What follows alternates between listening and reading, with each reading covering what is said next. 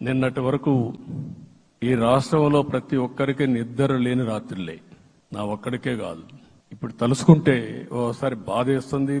ఆ బాధపడిన రోజులు చూసుకుంటే ఒక వ్యక్తిని జైల్లో పెట్టినప్పుడు నాకు 40 రోజుల నుంచి 90 రోజులు 100 రోజులు పట్టేది మళ్ళా బయట తేవాలంటే. మళ్ళా జైల్లో ఏం చేస్తారో తెలియదు.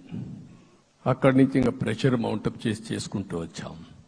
ఆ త్యాగం చేసిన రోజులను ఒకసారి గుర్తుపెట్టుకుంటూ సఫర్ అయిన ప్రతి ఒక్కరిని, పార్టీ కార్యకర్తలనే కాకుండా ప్రజలను కూడా గుర్తుపెట్టుకొని, సోషల్ యాక్టివిస్టులు గుర్తుపెట్టుకొని ఈ రాష్ట్ర పునర్నిర్మాణం కోసం ముందుకు పోదామని తెలియజేసుకుంటూ మరొకసారి మీ అందరికీ మనస్ఫూర్తిగా అభినందనలు తెలియజేసుకుంటూ నన్ను పూర్తిగా బలపరిచినటువంటి మిత్రుడు పవన్ కళ్యాణ్ గారికి, అదే మాదిరిగా బీజేపీ నాయకత్వానికి, పురంధేశ్వరి గారు ఇక్కడ నేను చూశాను.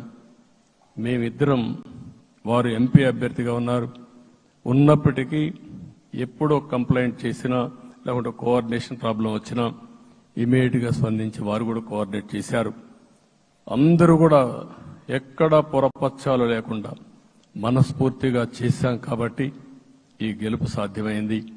ఈ గెలుపుకు సహకరించిన ప్రతి ఒక్క నాయకుడికి, ప్రతి ఒక్క పార్టీకి, ప్రతి ఒక్క కార్యకర్తకి, ప్రజలందరికీ కూడా పేరు పేరున మనస్ఫూర్తిగా నమస్కారాలు తెలియజేసుకుంటూ మీ అందరి దగ్గర సెలవు తీసుకుంటున్నాను.